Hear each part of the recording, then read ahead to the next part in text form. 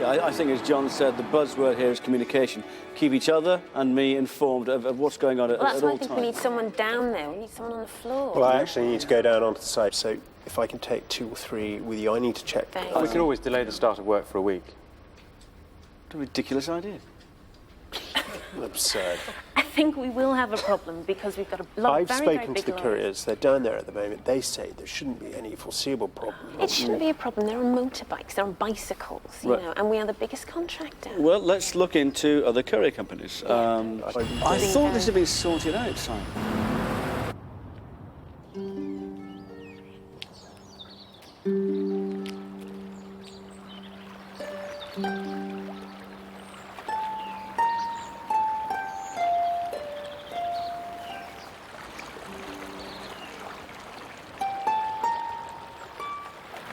Hello? Hi.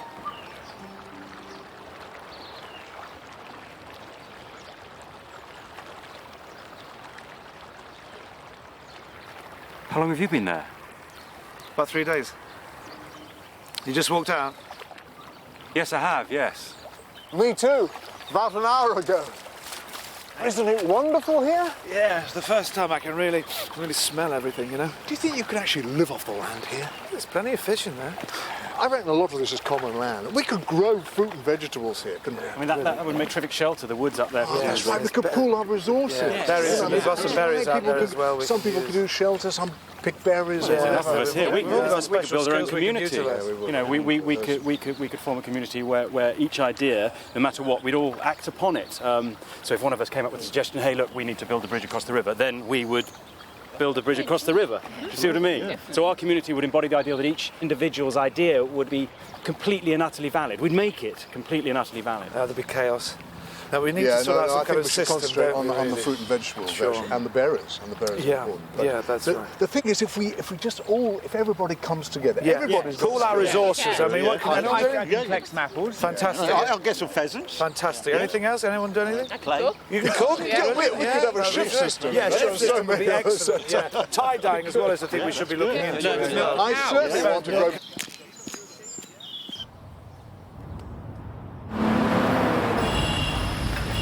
Well, when I spoke to him, he said everything was sorted, that we were underway. Well, that's him down to a T, isn't it? So, what other problems can we envisage on this? Sorry about all that before.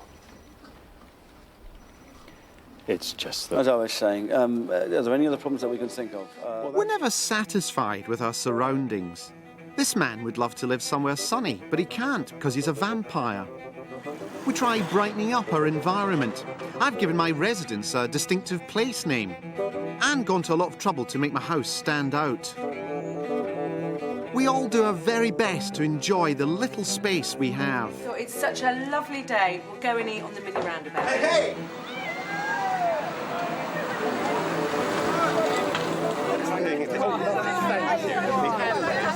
I suppose we're never entirely happy about where we live. For example, the countryside. It's beautiful. And yet people who live in the countryside are always complaining. They're always saying things like, oh, the roads are terrible, there aren't enough buses, the nearest shop isn't for miles. And yet, that's because it's the countryside. If it had roads and buses and shops, it would be Manchester. Do you see?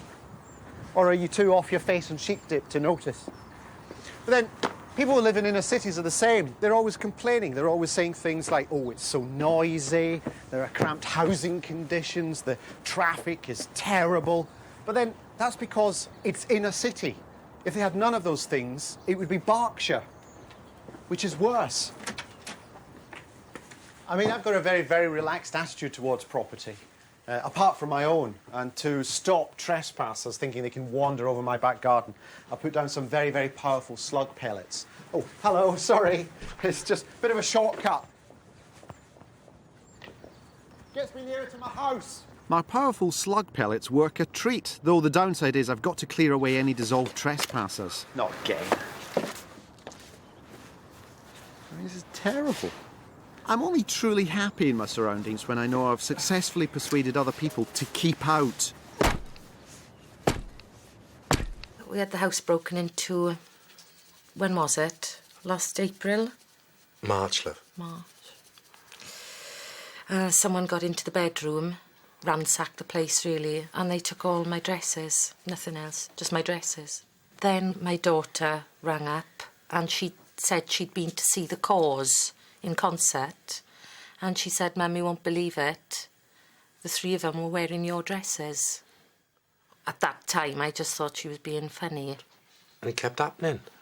One evening, we were watching telly and Danny Bear was on it. Welcome to Hollywood Direct. And David said, look, it's your dresses.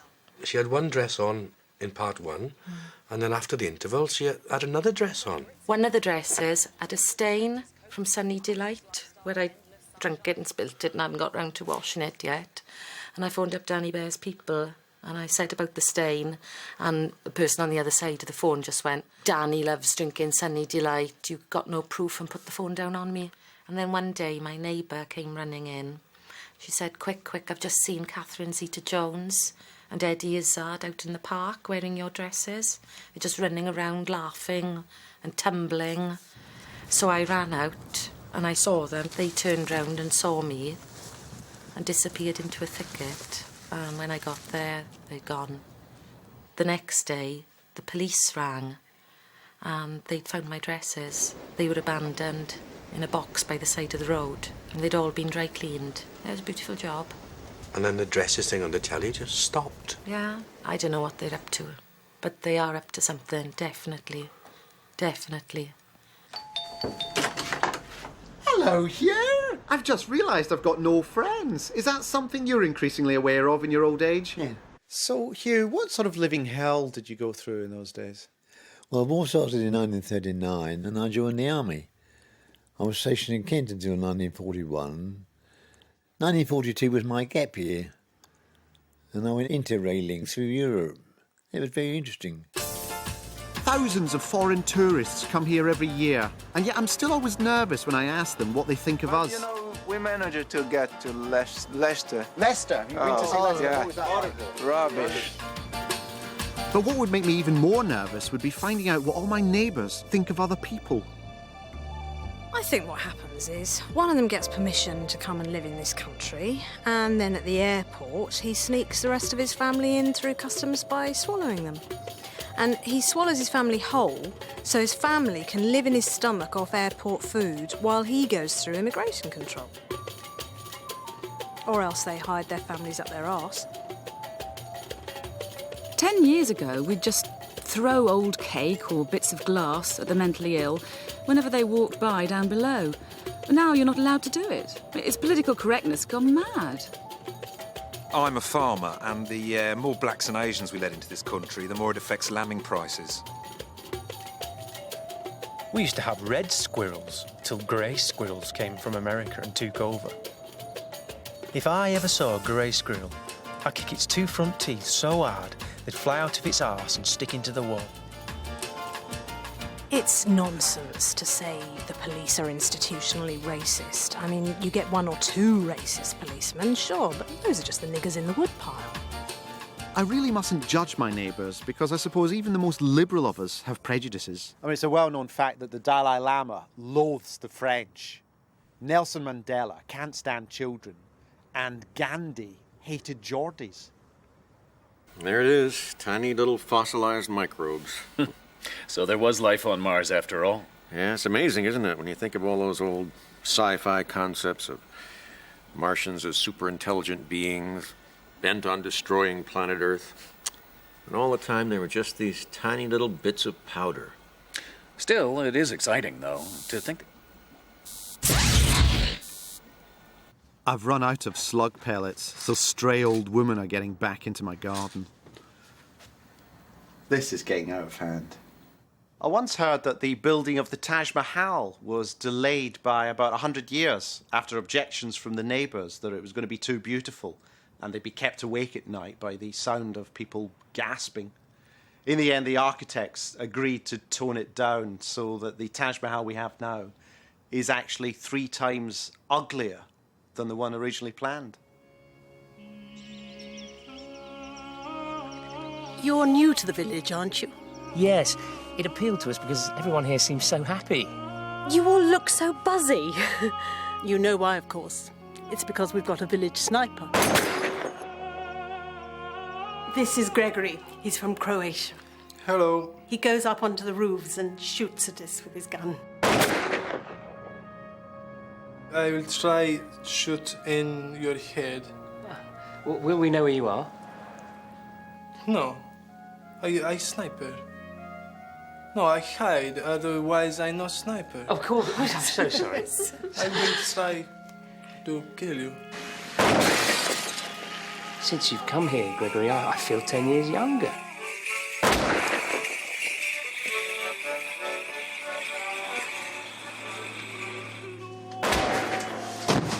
Quick, go! Heads down, go! I tell you, having a village sniper is the best thing that's ever happened to this village. It just puts life in perspective. Will you be at the switching on of the Christmas lights?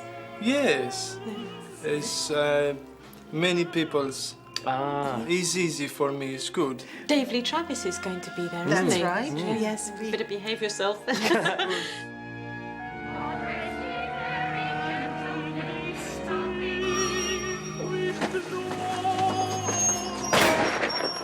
How is your arm? Oh, it's much better, thank you. Good. I tried to shoot you in your eye, but you moved quickly, so. All of you, one day, I will kill all of you. Your English is coming on so well, Oh, Gregory. no, thank you.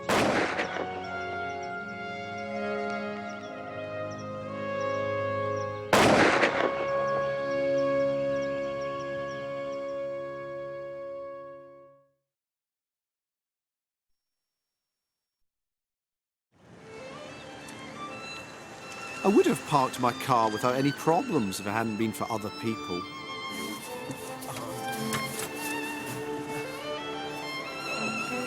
Shite. There we go. Missed it. Oh, no.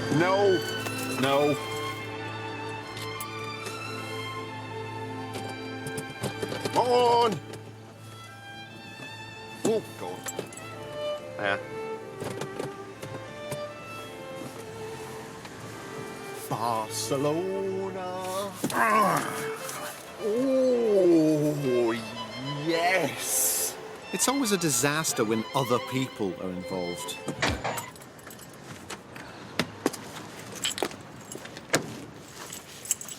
God.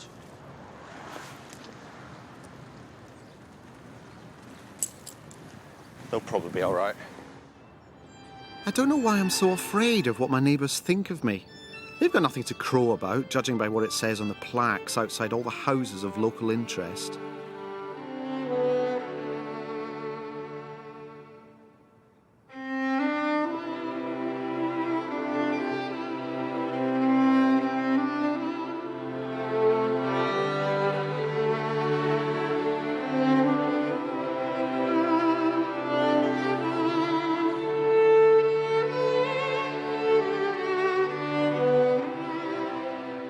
So, Hugh, how did you get about in those days? I mean, what was the transport like?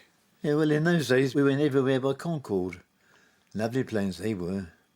We used to call them the cracked tubes of death. I mean, I'll tell you what, I had somebody screaming fire coming out of my fridge the other day. Oh, right. I've had the blood flooding down the walls. Yeah. I've had the carpets rucking and swearing and all of that. And every morning there's a bloodstained dagger lying outside my room. Anyway, turns out that I'm allergic to dairy products. Right. And no, I went to the doctor, and the doctor says that, you know, apparently that butter brings me out in ghosts. Right. So. How much longer are you going to be, Luca? Well, I won't be more than 5 minutes, my friend. Oh, yeah, hang about. You're a Cockney, ain't you? You'll like this one. There's this Cockney, and he's dyslexic. And he does all the Cockney rhyming slang and everything, but he gets it wrong because he's dyslexic, all right? So he says things like, for example, trouble and strife, desks. Yeah?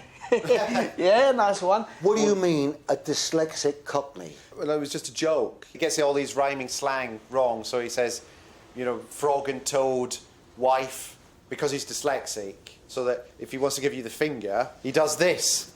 See that? He shouldn't be doing that dyslexic business. Yeah. Fucking mixing up barrels and diphthongs, mixing them all up. He shouldn't be doing it.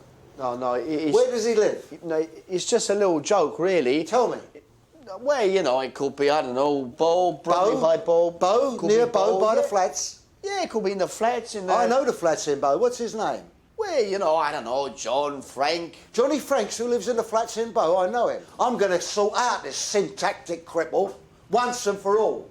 This dirty, no good, evil, alphabetical fuck pig. See what happens when you try to make friends with strangers? That's why we don't bother anymore. We drive around in cars that tell everyone else to stuff off. You're not coming in my car. I work on my own from home, which is okay, though last week I sexually harassed myself. I also made a racist remark about myself, which I'm not too happy about. But popular culture caters for people who live on their own, like in this soap opera, in which for 8 years none of the main characters have tried to get to know one another. Morning. Just over here.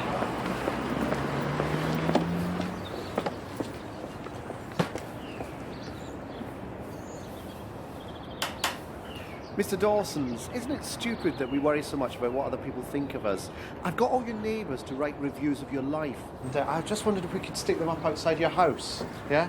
What we'll do is we'll just put them up round here, so it'll be a bit like a theatre, but better, because it'll be reviews not of a play, but of your life, yeah? And although people say theatre is like life, they're wrong, because theatre's an actual artificial construct that gets in the way of life, a bit like wanking with chopsticks. So what we'll do, we've got all the craftsmen and people here, and we'll just get the sign writers to stick the signs up, and then as people go by, they can have a better idea of what your life's like. All right?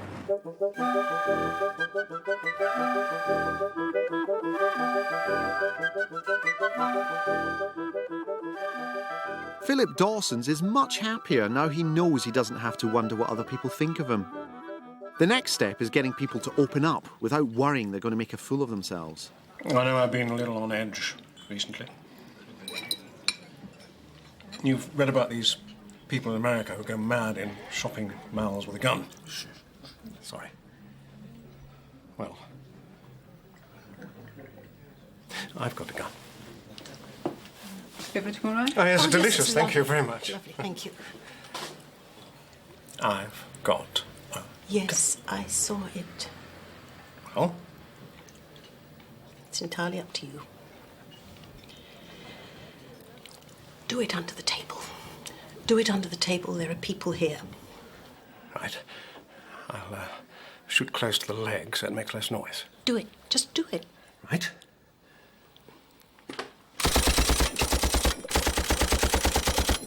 Eat this, everyone. Yeah, here it comes. I'm going to give you all some more. I'm not through. Have another. This is my payback. Take it all.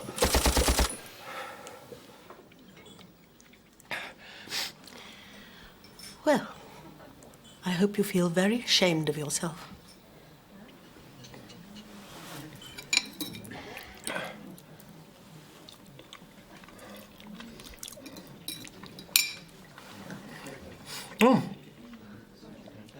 I fancy a pudding. What about you? Do you think that's wise? No, you're right. I think I should have a decaffeinated espresso. We're gradually retreating from each other. Darling. Yeah. We desperately want to establish contact with other people, but only so we can tell them to leave us alone. We sent Voyager 1 up in 1978. And once it left our solar system, it would travel on indefinitely out to the furthest edges of the galaxy. There was a base interest in everybody involved that there might be intelligent life out there. And so 30 years on, we eventually picked up a return signal. Whatever the intelligence was that had been encountered by Voyager 1 was sending a message back to us. I was to be in charge of the decoding operation. It was a very big moment. We were the focus of the world at that time. Cancel the audio sequencing on this. Cross-check. Roger. Go. Transmission coming through in 5, 4, 3, 2, 1.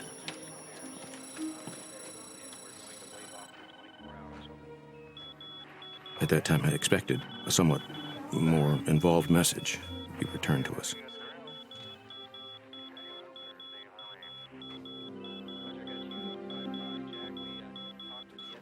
That's the agreed code. Let me make a few phone calls. Since none of the intelligent life out there is worth getting to know, it's time we made contact with people right next to us. Today's my birthday, so I've decided to take the local fire brigade out to lunch. Thanks for bringing the engine. Hello. Good afternoon. I've booked a table in the name of Iannucci and 4 firemen. Certainly. Yeah. This way, please. This way, okay. Like me, I want you to show your appreciation for others. Yes. 5, mate. There you go. Cheers. We had a wonderful journey. The driving was exquisite, and as a gesture of our appreciation, we'd really like to buy you a ring. You what? A ring? On us? It's on us. A ring? A ring, yes. Please. It would mean a lot to us. Anything you like. Cheers. Cheers. Thanks very much. Thanks for coming along. I always bring people from the emergency services here. How far down is it? Just down on the left. They've got diamond. Hello, Jamie. Really? Yeah, Hold the meeting in about 15 minutes. Just to buy the driver a ring. What's your favourite kind of fire? Is it an electrical fire or something caused by a soot explosion? Is there anything there that you like? Yeah, there's a couple there. One with a Muslim writing. It's lovely. You don't have to be a Muslim. Has Delia Smith ever had a chip pan fire? I should imagine so. We'd like that engraved, please. Certainly. What would you like engraved? Sorry, what's your name? Patrick. Oh, it's to Patrick from Trevor and Connor. Thanks for the journey. Ladies and gentlemen, I don't know if you've noticed that among our diners here this lunchtime are 4 firemen, and I'd like to take this opportunity to thank them for all the fires that they've put out in the past, and to wish them all the best in the future, and hope that they don't get burnt. So could you all stand and raise your glass, please, as we toast, if you pardon the expression, the firemen. The firemen. OK, Patrick. No ticket. That's great. Thanks very much. Thanks very much. All right, lads. So make an effort to let people know what you're like.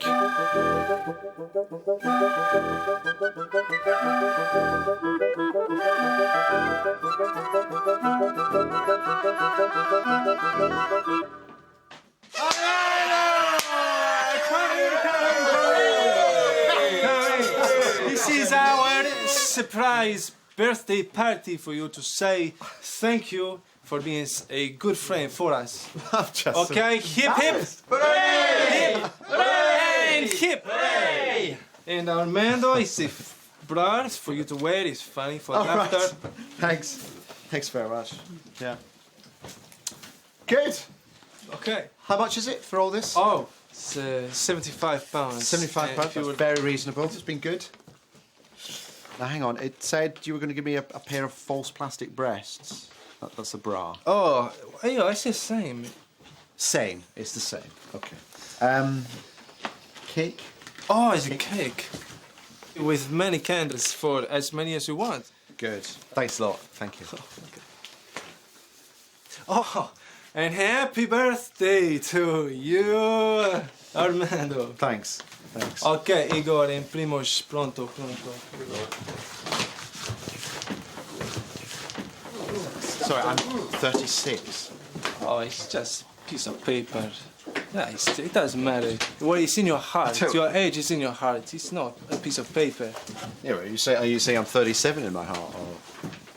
No, you are 36 in your heart, and it is important. I'm physically 36 as well. You know, I'm sort of 36 in my shirt and in my trousers. Oh, of course. So you're not 37. It's only paper. I mean, I'm not going to take you to small claims court or anything. But if you book someone to give you a surprise birthday party, you think that some thought would go into getting the age right.